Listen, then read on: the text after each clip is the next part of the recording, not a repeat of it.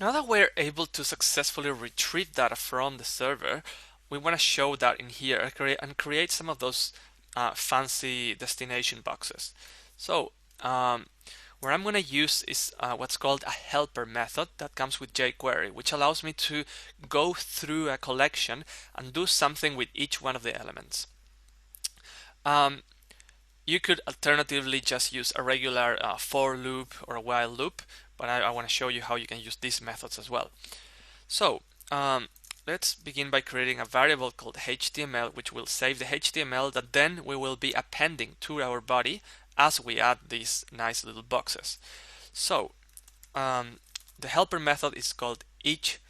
The first parameter you enter is the collection itself, which is what we're getting from the server. It's a collection of destinations. And then we can do index element, and this will be executed for each one of the elements of that collection. Index will keep the position of the element starting from 0 all the way to the length of the collection -1. An element itself will be the value that you get from that element. Let's just show it on the console. I'm gonna reload the page, and yeah, show you how you get the index and the element itself. Now I'm gonna work with this HTML file, and I'm gonna replicate all of this HTML code and append the strings that correspond to that particular object. And you're gonna have to forgive me here, but I'm gonna just copy that and paste it. Otherwise it's gonna be a bit dull to watch it all, since there's not much of a novelty in that. All right. So basically what we're doing here is replicating this exact same HTML code, but using the element properties instead of the default values. So we're saving the ID, the unique ID in this data ID attribute, and then we're saving the image, the name, description, the price. We are adding one of these add to cart buttons, and more info, and here's where the more info is. And now that we've done that, that we have that HTML that's good to go, we append that to our body. And that will give us the all the destinations as per the server information.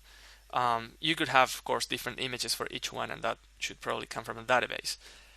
Right, so now the last thing we want to do is have this more info thing sliding down, which I'll do here. Now, how would you do this? Where would you listen? Would you listen to the item boxes, or would you listen to the element that contains them? Well, the problem with listening directly to the item boxes is that they don't exist when the page is loaded, whereas the containing object, which in this case is the body, does exist. So I'm going to listen to the body, and I'm going to listen to click events that are executed on top of my more info links, which are a class info link. Now when that happens, I want first of all any kind of default behaviors not to be executed, and now what I want is to slide this thing down. Now how can I do that? I'm placed in here when I click, so I'm gonna go up all the way to item box, and then I'm gonna go down all the way to more info, and I'm gonna slide that down. You could alternatively, since you're here, you could just go to the parent and then go to next and get the more info. So those are two ways you could do it. So I'll do it the way I said first, which is go up the closest to my item box, and then go down, find a more info element, and slide toggle, so that if you click and it's shown, it'll hide, and if it's not shown, it'll pop down like this. oops, there's some error in here.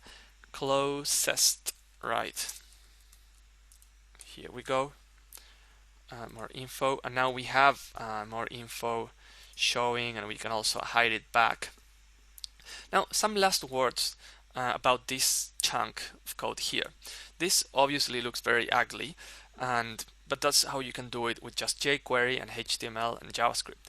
But you can also include an external what are called templating libraries, which are libraries that allow you to work with HTML templates, and then so you just pass it the object and it'll know where each one of the properties of the object goes.